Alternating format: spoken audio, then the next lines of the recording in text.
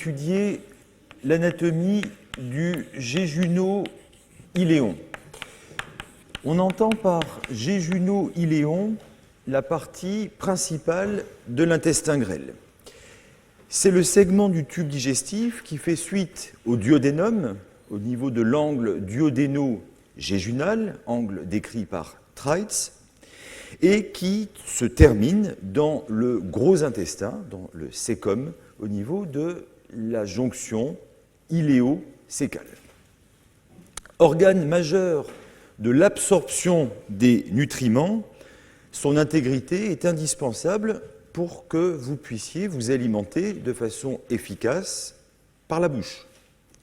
En cas de résection large de l'intestin grêle, ce qui peut arriver dans certaines pathologies, en particulier certaines maladies inflammatoires chroniques de l'intestin grêle, comme la maladie de Crohn, eh bien, au bout d'un certain degré d'ablation de l'intestin grêle, l'absorption des nutriments ne peut plus se faire. Et donc, le patient sera alimenté par injection intraveineuse de nutriments, ce qu'on appelle une nutrition parentérale. Long d'environ 7 mètres, de calibre environ 3 cm au niveau de son origine jéjunale et se rétrécissant au fur et à mesure de son trajet, avec un calibre de 2 cm au niveau de la jonction iléo-cécale. L'intestin grêle, enfin le jéjuno-iléum, est un segment qui est mobile dans la cavité abdominale, rattaché à la paroi postérieure de l'abdomen par son méso, qui est le mésentère. Nous allons situer cette portion de l'intestin sur une vue antérieure, clinique, où nous plaçons de chaque côté la région du flanc. Nous figurons ici le rebord chondrocostal, centré par le processus xiphoïde.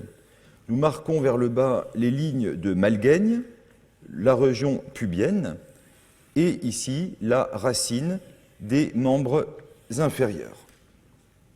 Plaçons l'ombilic qui repère le niveau L4, et donc le jéjuno-iléon se place intégralement dans l'étage inframésocolique de l'abdomen, c'est-à-dire sous le mésocolon transverse, qui est ce repli péritonéal qui relie le côlon transverse à la paroi postérieure de l'abdomen. Replaçons ici de façon schématique le cadre colique, où vous reconnaîtrez le cæcum avec l'appendice vermiforme, le côlon ascendant, le transverse qui croise de droite à gauche l'abdomen, puis le descendant, le côlon sigmoïde qui forme une boucle variable dans l'abdomen et qui se prolonge par le rectum. Le mésocolon transverse présente une racine oblique vers le haut et vers la gauche qui s'insère entre autres à la face antérieure du duodéno-pancréas. Et donc, sous le mésocolon transverse se place l'étage inframésocolique où nous allons trouver essentiellement le cadre colique, forcément, et l'intestin grêle, le jéjuno-iléum, qui, dans cette région, va constituer un lacis dense mobile, on parle des anses grêles, qui forment un trajet très contourné dans la cavité abdominale, dans l'étage inframésocolique de l'abdomen, paquet d'anses digestives qu'il est possible de mobiliser sur leur axe mésentérique qui correspond à la racine du mésentère. Dans la cavité abdominale, ces anses grêles se projettent globalement dans la région ombilicale, un peu dans la région du flanc droit, bien que le côlon ascendant soit très antérieur, donc quand on ouvre l'abdomen, il va effectivement occuper essentiellement cette région. En revanche, du côté gauche, le côlon descendant étant beaucoup plus postérieur, eh bien, en ouvrant l'abdomen, il va être masqué par les anses grêles, et donc pour pouvoir voir le côlon descendant et le sigmoïde, il faudra récliner les anses grêles qui sont mobiles vers la droite.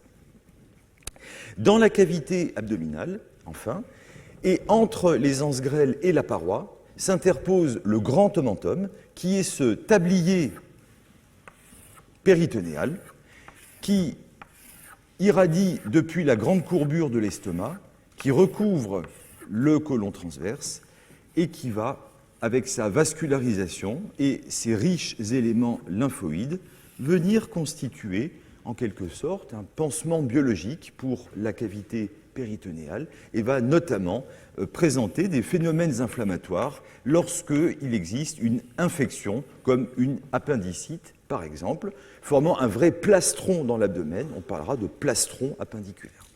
Ça, c'est de la clinique. C'est des choses que vous reverrez plus tard.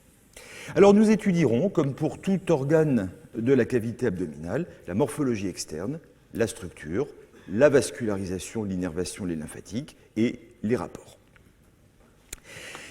D'un point de vue morphologie, le jéjuno-iléum se présente sous la forme d'un tube creux, présentant donc une lumière, long au total de 7 mètres et avec un calibre qui est de l'ordre de 3 cm à son origine et de 2 cm à sa terminaison.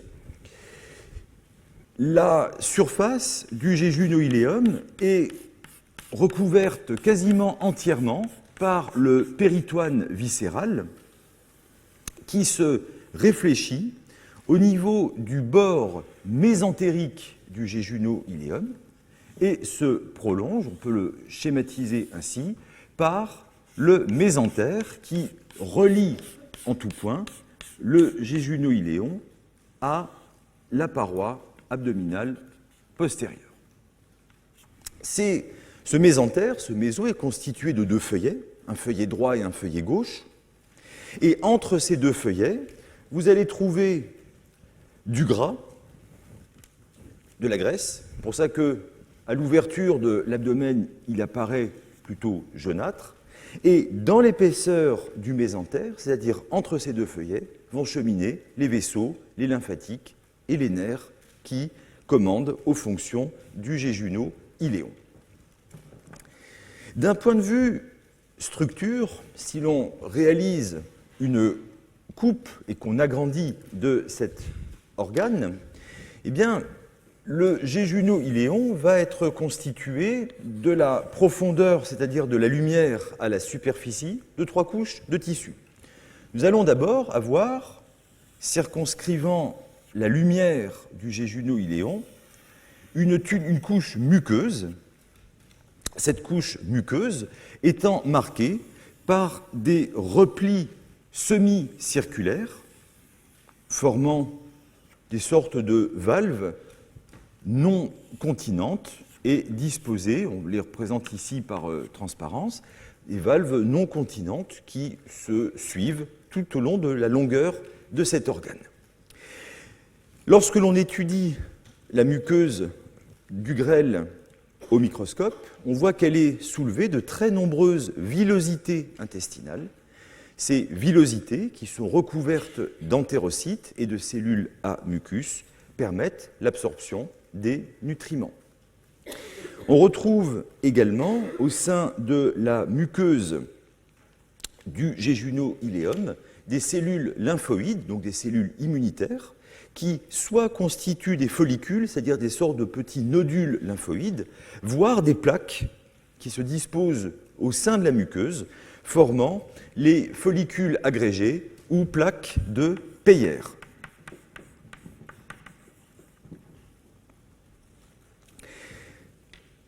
La paroi,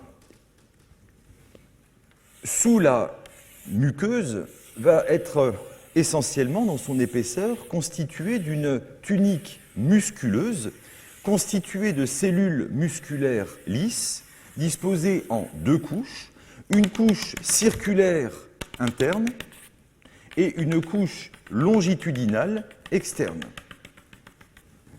Ces cellules musculaires lisses, commandées par le système nerveux végétatif, permettent les mouvements de l'intestin grêle, permettant la progression du bol alimentaire depuis le duodénum jusqu'au côlon. Ces mouvements décrivent ce que l'on appelle le péristaltisme intestinal. Péristaltisme intestinal. Enfin, la couche la plus superficielle est la tunique séreuse, c'est le péritoine viscéral, qui recouvre la presque totalité de la surface de l'intestin grêle et qui se réfléchit, formant les deux feuillets du mésentère, définissant donc le bord mésentérique du jéjuno-iléum. Et c'est dans le mésentère, entre ces deux feuillets, que vont arriver les vaisseaux,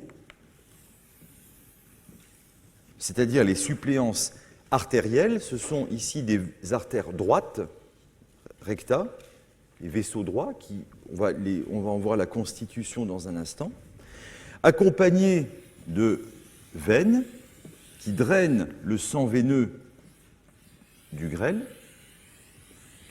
mais également des nerfs viscéraux, dont vous savez qu'ils sont satellites des artères et qui vont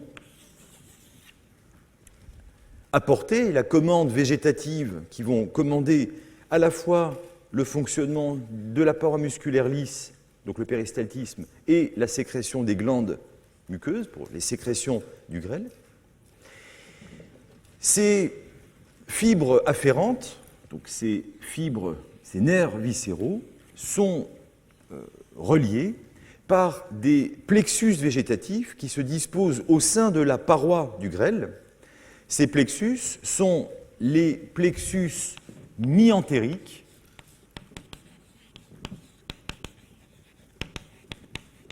décrits par Auerbach, et que l'on va trouver entre la couche circulaire et la couche longitudinale de la tunique musculeuse. Ce sont des relais qui permettent de commander la motricité de l'intestin. Et nous avons, sous la muqueuse, dans le chorion, les plexus sous-muqueux, ou plexus de Meissner, qui vont commander les sécrétions de la muqueuse entérique. Enfin, nous avons dans la paroi des vaisseaux lymphatiques borgnes qui se prolongent par des vaisseaux lymphatiques dans le mésentère, interrompus par des lymphoneux. Il y en a à peu près 150 à 200 lymphoneux jéjunaux et iléaux qui seront des relais sur les voies lymphatiques de cette région.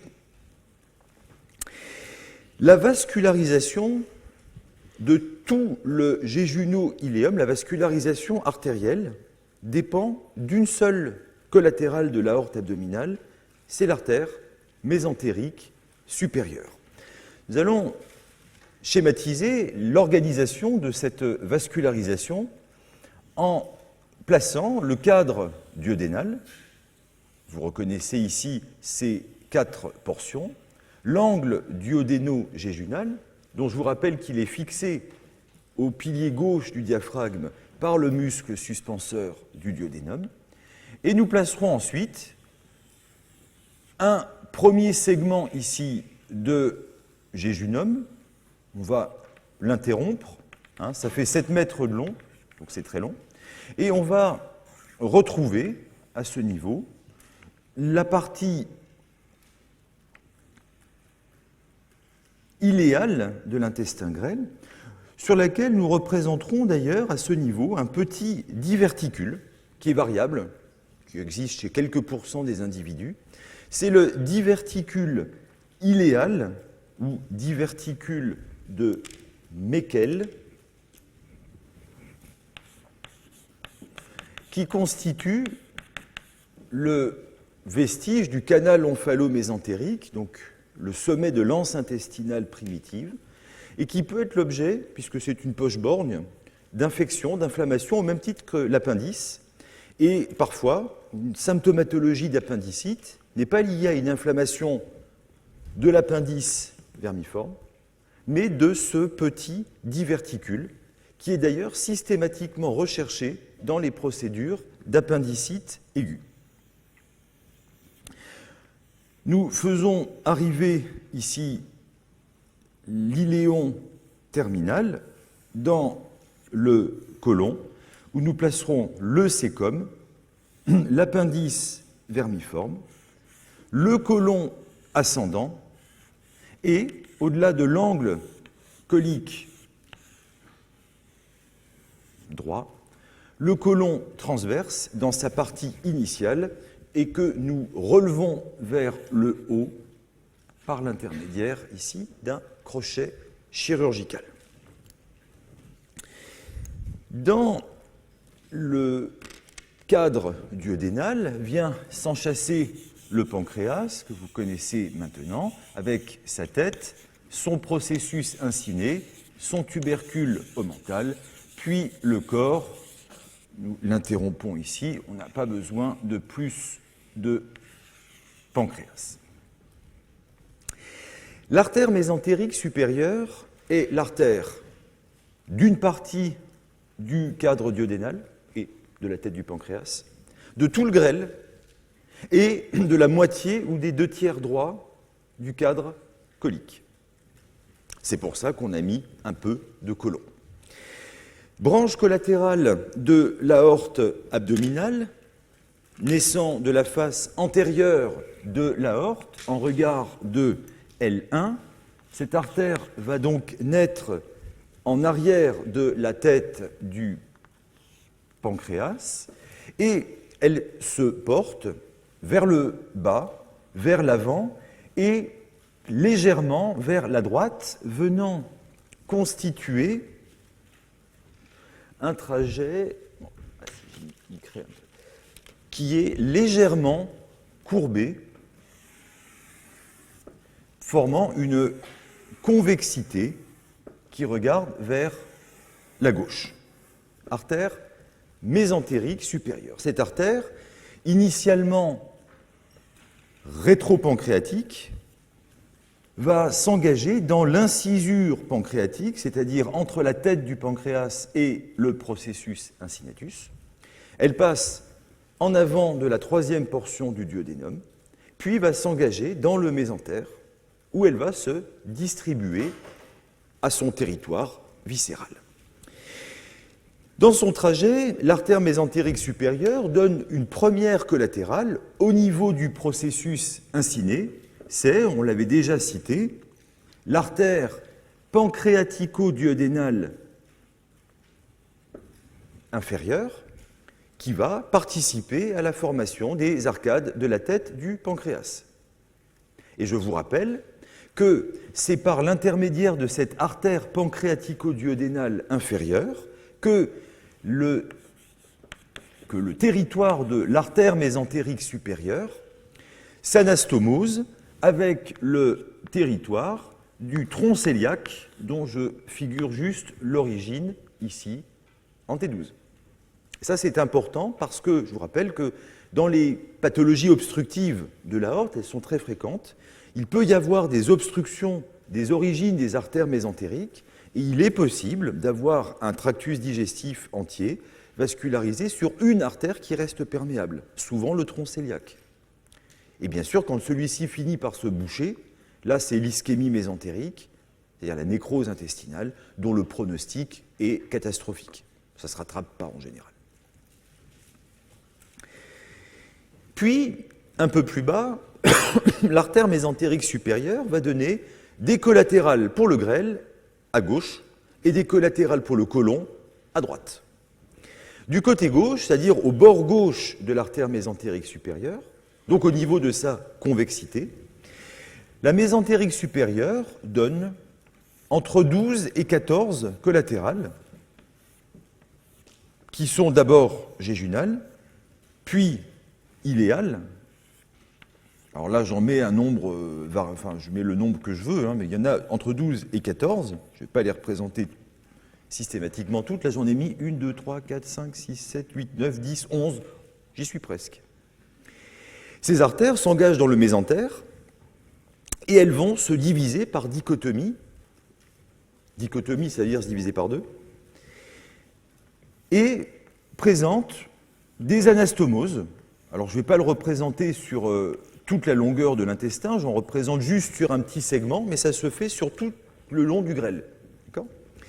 Alors on a, en fonction de l'endroit où on se trouve, c'est-à-dire si on est au niveau du sommet d'une anse, ou si on est au niveau de la base d'une anse, c'est-à-dire en fonction de la distance entre la mésentérique supérieure et le bord mésentérique du grêle, entre 1 et 4 divisions, c'est-à-dire formant des arcades vasculaires de premier ordre, de deuxième ordre, de troisième ordre, voire même parfois de quatrième ordre. Au-delà de ces arcades vasculaires, naissent des artères droites, ou vaisseaux droits, et ce sont précisément ces artères droites que l'on avait schématisées ici dans le mésentère, lorsque celui-ci arrive au bord mésentérique du grêle. Ces artères droites gagnent donc le bord mésentérique du jéjuno-iléon et, au contact de ce dernier, se divisent en des branches antérieures et postérieures qui viennent enserrer le grêle et en assurer la vascularisation. Chaque artère droite est de type terminal. Une artère terminale, c'est une artère dont le territoire n'est pas suppléé par l'artère voisine. Alors ça, c'est important parce que dans la chirurgie digestive qui concerne l'intestin grêle, notamment lorsqu'il faut faire des résections d'un segment de l'intestin grêle, réséquer, ça veut dire retirer une partie du grêle, eh bien, il faut repérer ces vaisseaux droits et bien s'assurer de ne pas laisser un segment de grêle non vascularisé, parce que sinon celui-ci va nécroser et va s'ouvrir dans la cavité abdominale, ce qui va entraîner une péritonite. Donc il faut les repérer et bien s'assurer de la bonne vascularisation de l'ensemble. Donc ça, c'est le premier point, ce sont donc les branches jéjunales et iléales. L'artère mésentérique supérieure, dans son axe, pointe vers le sommet de l'anse intestinale primitive, ce qui correspond globalement, lorsqu'il existe, à la localisation du diverticule iléal. La mésentérique supérieure donne également, dans sa partie distale, une branche iléale qui se dirige vers la jonction iléo-sécale, toujours avec ces vaisseaux droits qui assurent la vascularisation de l'intestin grêle. Sur son bord droit, la mésentérique supérieure donne 2 ou 3 branches coliques. 2 ou 3, parce qu'il y en a une qui est variable, qui n'existe pas chez tous les individus. Ces artères, ce sont les artères iléocoliques, coliques droites, qui, elles, sont constantes, enfin, qui existent toujours avec des variations, mais qu'on trouve à chaque fois, et la colique moyenne, qui, elle, varie en fonction des individus. L'iléocolique, on va les prendre dans le sens inverse du flux, naît du bord droit de la mésentérique supérieure, un petit peu en dessous de D3.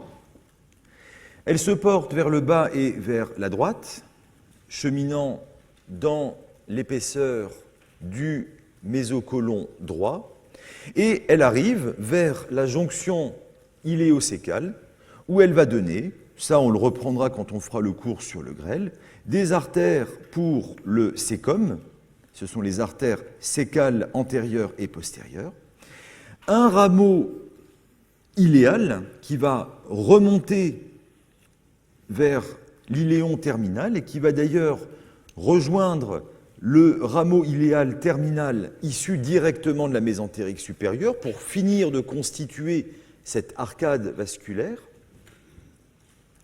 Elle donne l'artère appendiculaire qui va gagner l'appendice vermiforme pour vasculariser cet organe. L'artère appendiculaire devra bien sûr être ligaturée dans la chirurgie de l'appendicectomie. enlever l'appendice. Et enfin, l'iléocolique donne une artère colique droite, ascendante, qui va remonter le long du bord médial du côlon ascendant, donnant des vaisseaux droits en avant et en arrière du côlon ascendant pour sa vascularisation. Artère iléocolique. Puis, juste après l'incisure pancréatique, la colique droite s'engage dans le mésocôlon ascendant, gagne le bord médial du côlon droit et donne une branche descendante qui rejoint la branche ascendante de l'artère iléocolique et une branche descendante qui s'engage dans le mésocôlon transverse et qui court le long du bord mésocolique du côlon transverse. Ces artères qui longent le côlon forment une arcade bordante qui donne des vaisseaux droits gagnant la paroi colique. Il y en a plus que ça, là j'en représente quelques-uns pour ne pas charger les choses. Enfin, naissant encore plus haut, souvent lorsque la mésentérique supérieure croise l'incisure du pancréas, c'est aussi là où la racine, si vous vous rappelez le schéma du cours d'avant, c'est là où la racine du mésentère croise la racine du mésocôlon transverse. La mésentérique supérieure donne parfois une colique moyenne qui, elle, va s'engager dans le mésocôlon transverse, et là aussi, qui donnera une branche droite qui rejoint l'artère colique droite, et une branche gauche qui va s'engager vers la partie gauche du côlon transverse.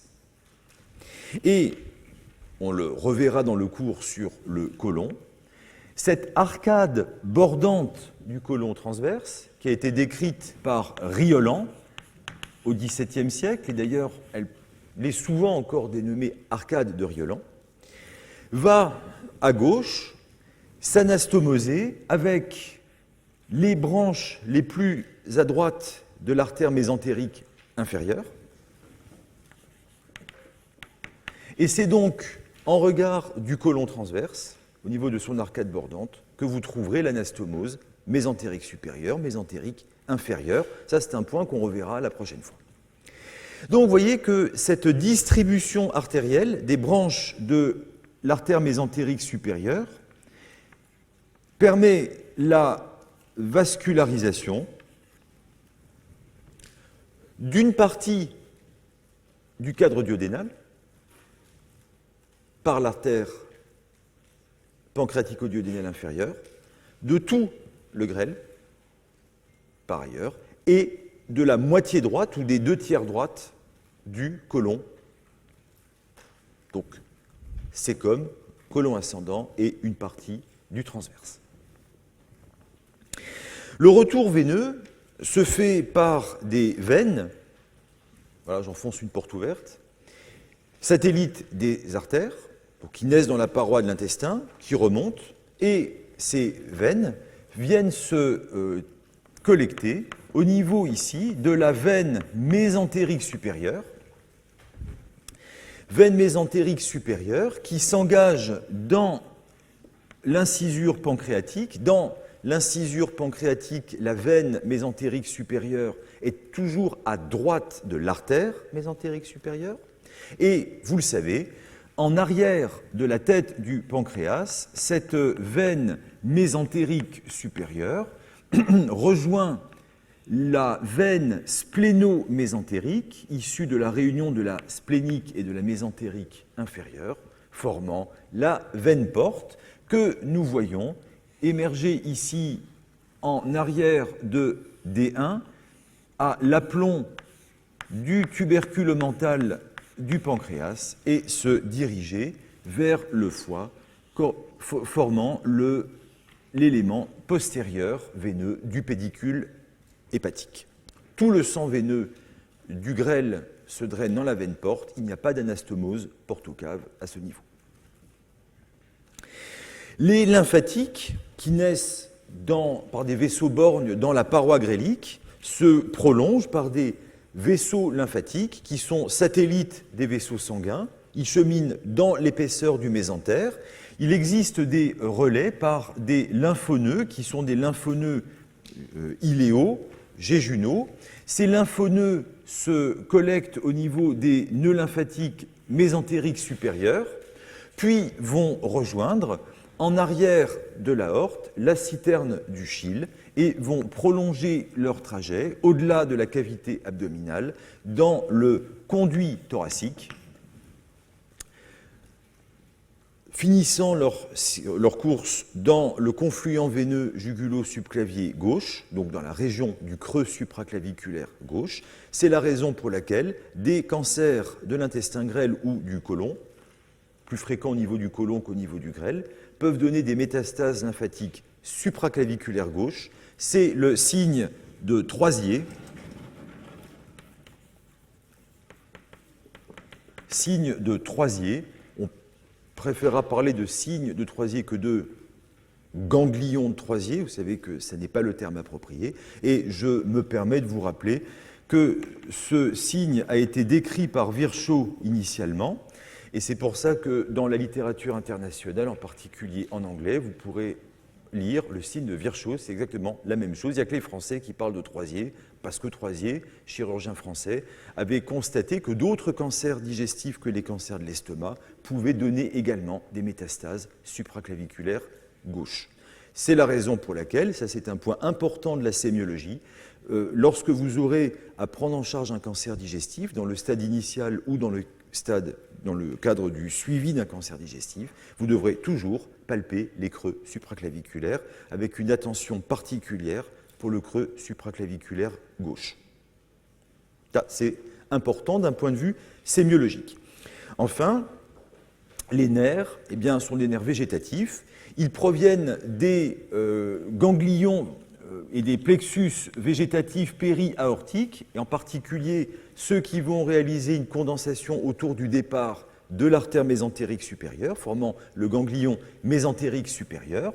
Au-delà de ce ganglion, des nerfs viscéraux vont accompagner l'artère mésentérique supérieure et ses branches dans leur adventice, et c'est en suivant les ramifications vasculaires de l'artère mésentérique supérieure que ces nerfs vont finir par gagner la paroi, contrôlant donc le péristaltisme intestinal et les sécrétions de la muqueuse de l'intestin grêle. Les rapports de l'intestin grêle sont ceux de l'étage inframésocolique de l'abdomen. On va les étudier d'abord tel que le chirurgien digestif le voit, en réalisant une ouverture de la paroi et en saisissant le grand omentum qu'on va tirer vers le haut, et donc ce qui permet d'exposer la masse des anses grêles et de tracter vers le haut le côlon transverse, ce qui permet d'exposer l'étage inframésocolique. Il s'agit d'une vue clinique orientée crânialement et sur la gauche, et nous n'allons pas évidemment réaliser une voie d'abord mini-invasive, mais nous allons déposer toute la partie antérieure de la paroi abdominale, ce qui va permettre d'exposer plus largement la région. Cette vue va nous montrer, esquissé d'un trait, le diaphragme thoraco-abdominal, qui va en dessous de lui circonscrire l'étage supramésocolique. Ça, on n'y reviendra pas, on le place simplement pour garder un point de repère. Nous ébaucherons également d'un trait, sans le détailler, la paroi abdominale antérolatérale. On placera la symphyse pubienne sur la ligne médiane, permettant de mettre les ligaments inguinaux pour délimiter la cavité abdominale. Plaçons le contour cutané. Et donc, sur cette vue clinique, nous avons saisi le grand omentum, on tire tout vers le haut. Et qu'est-ce qu'on va pouvoir observer? Eh bien, on va d'abord observer le sécom et le côlon ascendant qui sont très volumineux et qui sont des éléments, et ça c'est important de s'en rappeler, assez superficiels. Donc quand vous ouvrez l'abdomen, si vous enlevez un peu le grand omentum, à droite, vous aurez le côlon ascendant, le sécom avec l'appendice qui sont relativement superficiels. En revanche, à gauche, le descendant et le sigmoïde sont beaucoup plus postérieurs. On le reverra aussi sur la coupe. Le côlon descendant se place dans la gouttière pariétocolique gauche, il est très postérieur, et à l'ouverture de l'abdomen, il est en fait masqué par les anses grêles. En revanche, on peut mettre en place ici le niveau de l'angle colique droit, le niveau de l'angle colique gauche, et de ce fait, placer ainsi la racine du mésocolon transverse et mettre maintenant la face inférieure ici du côlon transverse qui a été relevé, ce qui nous montre la face inférieure ici du mésocolon transverse et au-delà ici du transverse, eh bien c'est le grand omentum qui forme ce tablier omental qui prolonge le ligament gastrocolique et qui, en position anatomique spontanée, eh bien, recouvre les anses grêles. Au-delà en dessous du mésocolon transverse se place l'étage inframésocolique et cet étage inframésocolique, il est entièrement occupé par les anses grêles qui forment donc ce lacis complexe d'anses intestinales dont les anses jéjunales qui vont présenter une disposition plutôt horizontale et les anses iléales qui ont une disposition globalement verticale, l'iléon terminal venant se terminer dans le sécom, la terminaison iléosécale correspondant topographiquement à la fosse iliaque droite. Bien sûr, les anses grêles sont toutes recouvertes par le péritoine viscéral. Elles sont mobiles dans la cavité abdominale, mobiles sur leur axe mésentérique, et donc chirurgicalement, en général, c'est ce que fait l'aide opératoire dans la chirurgie colique, notamment du côlon sigmoïde, eh bien, il faut saisir le paquet des anses grêles et les récliner vers le haut et vers la droite pour faire apparaître le côlon descendant et le sigmoïde qui sont recouverts par les anses grêles dans l'abdomen en position normale. Donc les rapports, eh bien, c'est la cavité abdominale avec le côlon ascendant plutôt superficiel qui sera facilement exposé à l'ouverture de l'abdomen. En haut, c'est le mésocolon transverse qui sépare les anses grêles des viscères de l'étage supramésocolique. Et du côté gauche, elles vont recouvrir le côlon descendant. Dans l'abdomen, en avant, ce paquet d'anses grêles est recouvert par le grand omentum, qu'on a ici tiré vers le haut. Et en avant du grand omentum, vous avez la paroi abdominale antérieure, tapissée par le péritoine pariétal antérieur. Maintenant, nous allons réaliser une ablation complète du jéjuno-iléon, ce qui va permettre d'en étudier les rapports postérieurs, c'est-à-dire d'étudier les relations avec l'espace rétropéritonéal et également la disposition de la racine du mésentère et les rapports de la racine du mésentère par laquelle les éléments vasculaires et nerveux vont gagner l'intestin grêle. Il s'agit ici également d'une vue antérieure, orientée crânialement et à gauche, et nous allons construire cette vue en mettant en place, au-delà de la ligne médiane, quelques éléments d'ostéologie de la colonne vertébrale, les vertèbres TH11 et TH12, avec lesquelles nous articulerons uniquement du côté droit la 11e et la 12e côte, qui sont des côtes flottantes, et on placera à ce niveau la section de la 10e côte, et on la placera d'ailleurs de l'autre côté, à ce niveau, juste pour avoir un élément de repère.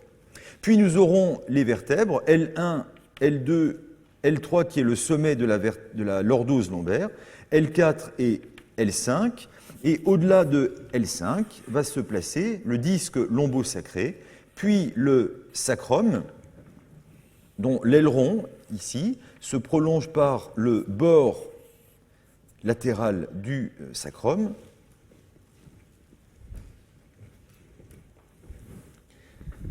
bord latéral du sacrum.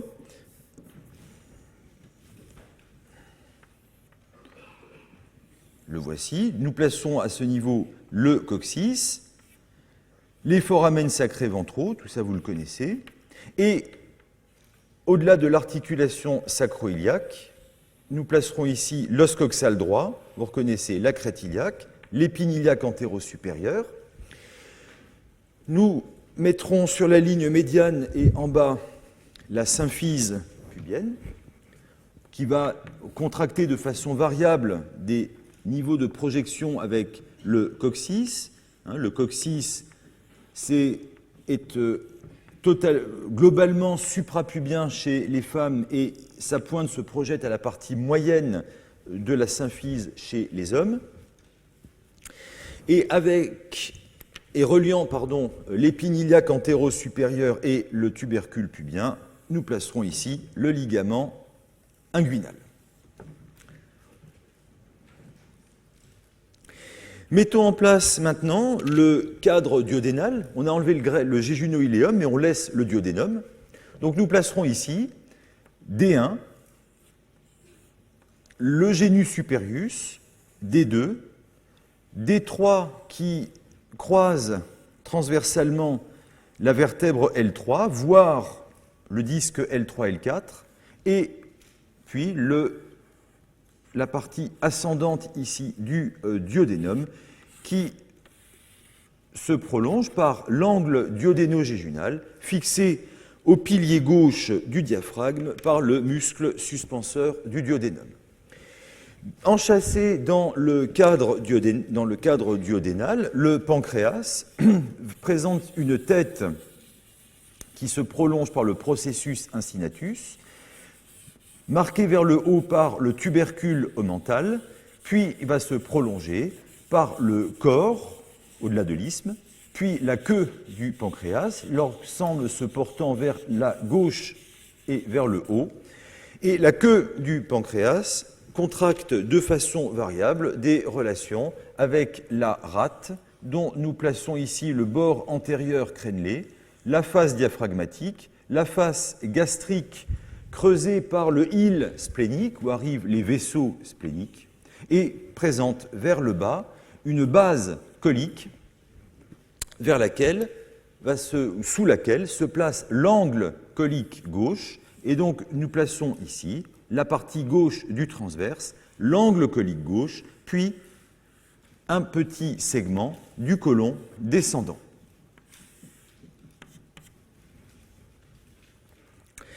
Au-dessus du pancréas et en avant de la colonne va se placer le ligament arqué médian, sous lequel passe l'aorte thoracique qui devient aorte abdominale.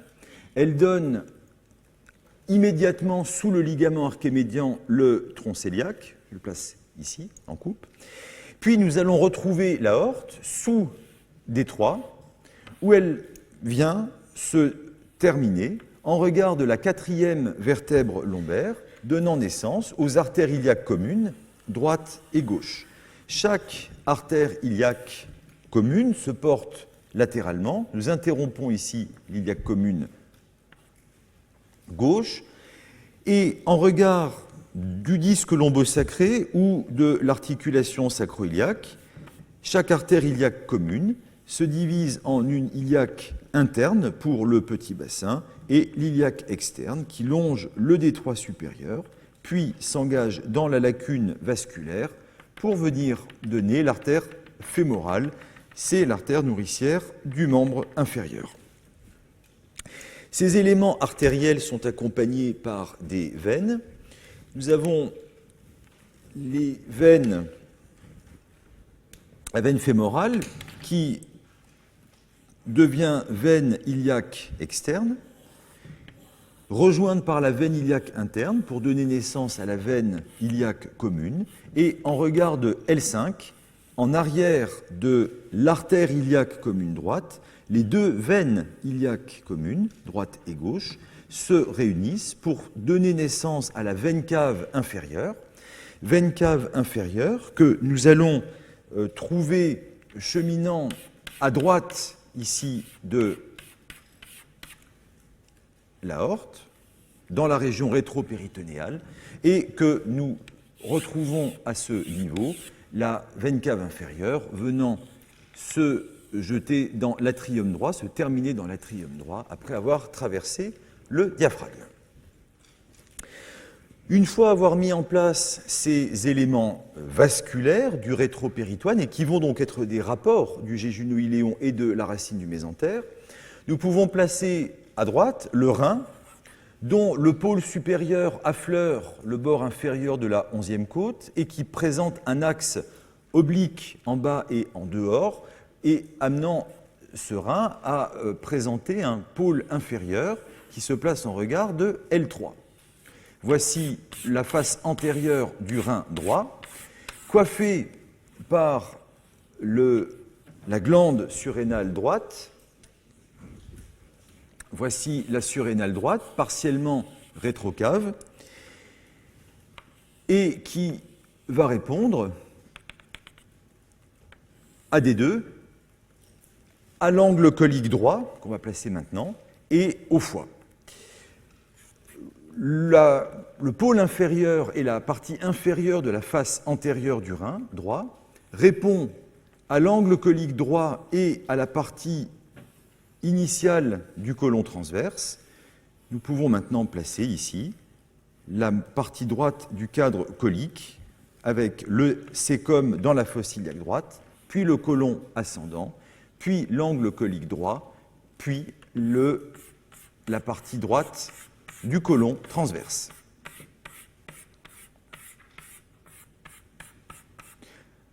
Voici l'appendice vermiforme, et nous pourrons placer à ce niveau l'abouchement iléo-cécal.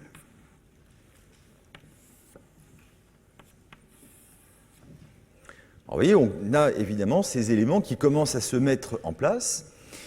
Si l'on rappelle rapidement à ce niveau la présence du pôle supérieur du rein gauche coiffé par la surrénale gauche, on pourra placer un autre élément important qui va croiser à ce niveau et qui va répondre à la racine du mésentère et au jéjuno-iléon, c'est l'urtère droit. Urtère droit qui chemine contre le muscle psoas, dont on peut placer schématiquement ici le bord latéral, et qui va donc cheminer dans la région lombaire, puis qui va croiser les vaisseaux iliaques externes avant de plonger dans le pelvis et de rejoindre la vessie. Tous ces éléments de la région rétropéritonéale, de même d'ailleurs que les éléments de paroi que l'on peut là aussi ébaucher d'un trait, diaphragme et paroi abdominale antérolatérale, tous ces éléments, hormis bien sûr les viscères, sont recouverts par le péritoine pariétal qui va se réfléchir pour former la racine du mésentère. Cette racine du mésentère contracte des relations avec la racine du mésocolon transverse. Je vous place à ce niveau le mésocolon transverse, donc qui va relier le côlon transverse à la paroi et qui se place en continuité avec le péritoine viscéral du cadre colique. Voici la partie droite du mésocolon transverse. Voici sa partie gauche, puisque nous avons réséqué la partie moyenne du côlon. Et vous vous rappelez que la racine du mésocolon transverse croise la face antérieure du duodénopancréas, dont une partie répond à l'étage supramésocolique et l'autre partie à l'étage inframésocolique, ce qui explique donc que les anses grêles vont contracter des relations avec la partie inférieure du duodénopancréas. Cette racine du mésocolon transverse se place dans la continuité de la racine du mésentère que nous plaçons ici à son origine. Elle va bien sûr englober la jonction duodéno-jéjunale. Et cette racine du mésentère présente une partie supérieure, oblique, où elle rejoint le mésocolon transverse et englobe la jonction duodéno-jéjunale. Puis elle va présenter une portion verticale, et cette portion verticale, eh bien, c'est la portion au niveau de laquelle les vaisseaux mésentériques supérieurs vont pénétrer dans le mésentère. On rappellera donc ici la présence de l'artère et de la veine mésentérique supérieure qui arrivent dans la région en traversant l'incisure du pancréas. Puis cette racine du mésentère, donc constituée des deux feuillets droit et gauche du mésentère, va s'infléchir sous la troisième portion du duodénum et devenir oblique pour aller en fait en direction de la jonction iléocécale, venant ici se réfléchir et englobant le grêle. Et donc cette racine du mésentère va s'insérer sur la tête du pancréas, sur l'incisure du pancréas, et c'est là que les vaisseaux mésentériques supérieurs vont pénétrer dans le mésentère, puis elle va croiser le processus incinatus, s'insérer sur D3, puis s'infléchissant vers la droite, elle s'insère en regard de la veine cave inférieure, elle croise l'urtère droit et les vaisseaux gonadiques qui l'accompagnent, pour ensuite arriver vers la région de la fosse iliaque droite et de la jonction iléo-cécale. La racine du mésentère présente une longueur totale de l'ordre de 15 à 20 cm, avec ces trois segments. Longueur totale de la racine du mésentère, on fixe 15 cm. À son insertion sur le grêle, elle va avoir la longueur, enfin le mésentère aura la longueur du grêle, c'est-à-dire 7 mètres. Et donc, le mésentère, si on le représente ici, au niveau de son insertion jéjuno-iléale, eh bien, il va présenter un aspect extrêmement contourné, constitué de l'accolement de deux feuillets, entre lesquels cheminent les branches de ramification de l'artère mésentérique supérieure, et faisant que sa longueur totale au niveau de son insertion grélique, c'est 7 mètres. Donc en fait, il faut voir le mésentère comme une espèce d'éventail, mesurant à sa base, là où vous le tenez à la main, l'éventail, c'est pour faire du vent, 15 cm, 7 mètres, ce qui lui donne cet aspect extrêmement contourné. Et c'est donc au niveau de la base d'insertion que le grêle est relié à la paroi, mais l'existence de ce extrêmement contourné permet la mobilité de l'intestin grêle dans la cavité abdominale et permet chirurgicalement de le mobiliser et notamment de l'écarter pour aborder les éléments qui sont situés en arrière de l'intestin grêle. Par exemple, pour aborder chirurgicalement la culotte aortique pour opérer un anévrisme de l'aorte.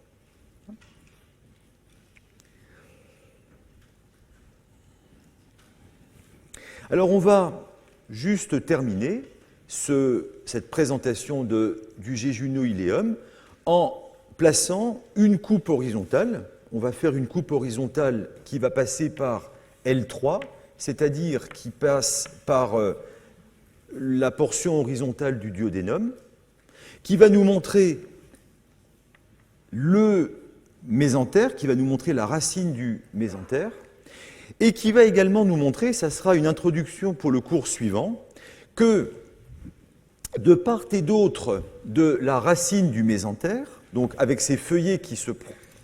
il faut replacer cette représentation du mésentère sur la vue antérieure ici. Et bien de part et d'autre de la racine du mésentère, l'espace rétropéritonéal est cloisonné par du péritoine. Et en fait, ce péritoine, ce n'est pas du péritoine pariétal postérieur uniquement. Vous avez en fait 3 feuillets de péritoine qui s'accolent. Alors, quand vous ouvrez, vous n'avez qu'un feuillet, mais embryologiquement et fonctionnellement, vous en avez 3. Effectivement, tout à fait en arrière, le péritoine pariétal postérieur. Et accolés, les 2 feuillets du mésocôlon droit à droite de la racine du mésentère et les 2 feuillets du mésocôlon gauche à gauche. Et c'est là que les artères coliques et les branches issues de la mésentérique inférieure qui arrivent ici, voici le départ de l'artère mésentérique inférieure, eh bien vont gagner leur territoire colique. D'accord ? Donc ça, on le reprendra la prochaine fois, mais cette coupe va nous permettre. Vous pouvez aussi compléter l'exposé d'aujourd'hui en reprenant des cours précédents, la coupe sagittale médiane qui vous montre l'insertion du mésentère et vous montre comment l'artère mésentérique supérieure gagne le mésentère. On l'avait faite, hein ? Donc vous pouvez la reprendre pour compléter. Alors cette coupe en L3, on va la simplifier bien sûr, et on va représenter notamment des espaces d'accollement, les fascias d'accollement, de façon très hypertrophiée. Bien sûr, ce n'est pas comme ça dans la vraie dissection, mais ça vous permettra de comprendre et de vous représenter comment les choses s'organisent. C'est une vue qu'on va orienter comme en imagerie médicale, c'est-à-dire avec une orientation ventrale vers le haut et le côté gauche qui se place vers ma droite. Et cette coupe va passer en arrière par L3, dont voici le corps qui a été sectionné et dont on va placer l'origine de l'arc neural avec les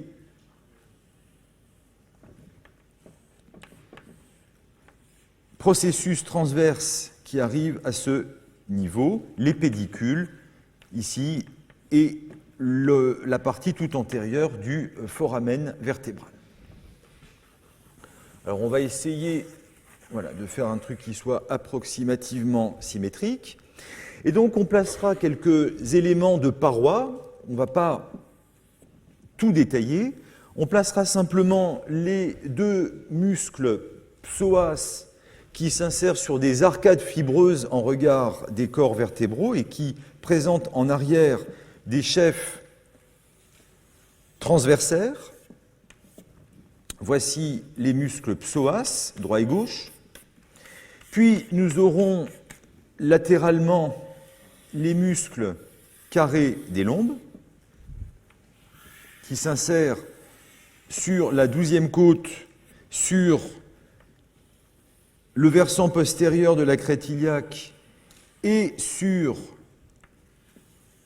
les processus transverses des vertèbres L1 à L4. Et en avant et latéralement, nous aurons la paroi abdominale antérolatérale dont nous plaçons ici l'ébauche des muscles droits et dont nous figurons d'un trait le plan des muscles larges que nous ne détaillons pas. En avant du rachis se placent les gros vaisseaux rétropéritonéaux, avec en avant et à droite la veine cave inférieure, la voici, et en avant et à gauche l'aorte abdominale, la voici. Nous sommes en L3, et donc en L3, nous allons avoir, naissant de l'aorte directement, l'artère mésentérique inférieure. On en place ici l'origine, on va la compléter tout à l'heure. En avant des vaisseaux rétropéritonéaux, on est en L3, on va trouver le duodénum, la portion horizontale du duodénum. Voici D3, qui apparaît transversal, je vais marquer ici D3. Puis nous allons trouver, à ce niveau-là, on va dire qu'on ne mettra pas le côlon transverse dans la coupe. À droite et un peu superficiellement le côlon ascendant, et à gauche et beaucoup plus en arrière, le descendant. Donc, voici à ce niveau le côlon ascendant, on va le mettre par un A. Voici en arrière et à gauche le côlon descendant. Et on placera ensuite en avant des anses grêles. Alors là, bien sûr, c'est très contourné. Quand on fait du scanner, on voit des coupes alors qui peuvent être soit rondes si elles sont perpendiculaires à l'axe du grêle, plutôt obliques si c'est dans le sens plus ou moins parallèle à l'axe de l'anse grêle considéré. C'est très variable. Mais ce que je souhaite que vous reteniez, c'est que, et c'est comme ça qu'on va le représenter, les anses grêles se décalent vers la gauche et elles vont partiellement, voire complètement, couvrir le côlon descendant qui est postérieur dans la gouttière pariétocolique gauche. En avant de D3, ayant traversé l'incisure pancréatique, on va trouver les vaisseaux mésentériques supérieurs qui naissent en L1, avec du côté droit la veine mésentérique supérieure et du côté gauche l'artère mésentérique supérieure. Et l'artère mésentérique supérieure, elle va donner des artères iléales et jéjunales que l'on peut placer de façon schématique ainsi, c'est-à-dire qu'il va vasculariser tout le grêle. La mésentérique supérieure donne par ailleurs des artères coliques, ici par exemple l'artère colique droite, et la mésentérique inférieure, elle, ça on ne l'a pas encore vu, donc vous pouvez me croire sur parole, ça sera l'objet du prochain cours, va donner les branches du côlon descendant, du sigmoïde et les rectales supérieures. On va maintenant péritoniser la coupe, ce qui va permettre de montrer les mésos, les fascias d'accollement et comment les artères arrivent aux viscères. Alors, le péritoine, il est d'abord pariétal. Voici le péritoine pariétal postérieur, puis le péritoine pariétal antérieur qui tapisse la face profonde de la cavité abdominale et qui se prolonge en arrière par le péritoine pariétal postérieur à nouveau. Péritoine pariétal. Bon. Ensuite, ce péritoine pariétal se réfléchit pour former les mésos. D'abord, du côté gauche, ça c'est une petite introduction au cours de la prochaine fois, le péritoine pariétal se réfléchit pour venir former le méso du côlon descendant, ou méso du côlon gauche, c'est donc le mésocolon gauche, qui livre passage aux branches issues de la mésentérique inférieure. Et c'est comme ça que les artères issues de l'aorte gagnent leur territoire. Elles ne cheminent pas dans l'espace rétropéritonéal, elles sont uniquement dans les mésos. Rappelez-vous le petit schéma d'embryologie. Puis, à partir de la ligne médiane, eh bien, le péritoine va, dans un même sac, englober le bloc duodéno-pancréatique, et ici en l'occurrence le troisième duodénum, et se réfléchit pour venir donner le mésentère qui va, dans sa forme en éventail contourné, épouser tous les méandres des anses grêles et apportant donc les artères iléales et jéjunales à l'intestin grêle.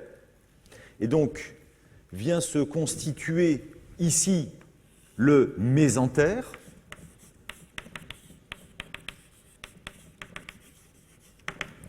Et dans le même sac péritonéal se réfléchit pour venir contenir ici le côlon ascendant, formant le mésocôlon droit, mésocôlon ascendant, en continuité avec le péritoine viscéral du côlon ascendant. D'accord? Alors tout ça, ça va déterminer des segments qui sont mobiles et des segments accolés. Qu'est-ce qui est mobile? Eh bien, c'est le grêle, parce que les anses grêles restent reliées à la paroi postérieure de l'abdomen par un méso assez large qui reste libre dans la cavité abdominale. Donc ça bouge. En revanche, qu'est-ce qui va être fixé? D'abord, c'est le duodénopancréas. Vous savez que le péritoine viscéral du bloc duodénopancréatique se fixe au péritoine pariétal postérieur, formant le fascia d'accollement rétro-duodénopancréatique, ici, ou fascia de Treitz. Et donc, quand vous ouvrez l'abdomen, le bloc duodénopancréatique ne bouge pas. Et il est même, à la dissection, il paraît rétropéritonéal. Mais en fait, il n'est pas rétropéritonéal, puisque vous savez que le pancréas se forme dans le mésogastre postérieur. Il est donc intrapéritonéal, mais secondairement accolé. Puis, nous avons un autre segment qui est fixé à la paroi abdominale postérieure, c'est le côlon ascendant. Et en effet, le côlon ascendant se fixe à la paroi par l'accollement du feuillet droit du mésocôlon ascendant avec le duodénopancréas, puis avec le péritoine pariétal postérieur, venant ici constituer, je le représentais de façon très large, en fait, bien sûr, c'est accolé, le fascia d'accollement du mésocôlon ascendant ou fascia de Told droit. Et donc, c'est la raison pour laquelle, quand vous ouvrez l'abdomen, ce segment-là qui est assez superficiel, juste sous le grand omentum, si vous essayez de le mobiliser, il ne bouge pas. Par contre, les chirurgiens peuvent, avec un bistouri électrique, ouvrir à ce niveau la gouttière pariétocolique droite et passer ensuite dans le plan du fascia d'accollement du mésocôlon droit, du fascia de Told droit, pour mobiliser le côlon ascendant. Et par exemple, si vous devez retirer un segment de côlon, par exemple pour traiter un cancer du côlon, pour pouvoir resuturer, pour pouvoir rétablir la continuité, il faut bien mobiliser les segments accolés, parce que sinon il manque de la longueur. Là, c'est de la tuyauterie. Et de la même manière, eh bien, vous avez à gauche un fascia d'accollement du feuillet gauche du mésocôlon descendant avec le péritoine pariétal postérieur. C'est le fascia d'accollement du mésocôlon gauche ou fascia de Told, du nom de la personne qui l'a décrite, gauche. Je vous donne ces noms parce que les chirurgiens l'utilisent. Délimitant ici la gouttière pariétocolique gauche. Et de la même manière, en chirurgie, eh bien, on peut décoller, reprendre en fait ce fascia d'accollement, ce qui permet de mobiliser le côlon descendant et de faire un rétablissement de continuité. Enfin, on n'oubliera pas de compléter cette coupe en plaçant à ce niveau la partie distale du grand omentum, constituée, comme vous le savez, de l'accollement de 4 feuillets péritonéaux, reprenez la coupe sagittale, grand omentum au sein duquel cheminent les artères omentales issues du cercle de la grande courbure de l'estomac. Voilà donc pour la morphologie du jéjuno-iléon, intestin grêle, dont la présence est absolument indispensable pour que l'alimentation péros, donc par la bouche, de os oris, pas de l'os, le fémur, soit efficace. Sans intestin grêle, point d'absorption, et donc nécessité d'alimenter directement en injectant des nutriments dans les veines. C'est ce qu'on appelle une nutrition parentérale. Il me semble que vous avez une semaine de vacances, donc je vous souhaite, enfin en tout cas de non-cours. Voilà, ça c'est une bonne expression, donc je vous souhaite une bonne semaine de non-cours. Si vous avez des questions, n'hésitez pas bien sûr à me les poser. Et donc on se revoit, je crois, dans un mois à peu près pour aborder le cadre colique. Oui, le 9 mars. Oui, enfin c'est un petit mois. C'est un non-mois. Allez, bonnes vacances.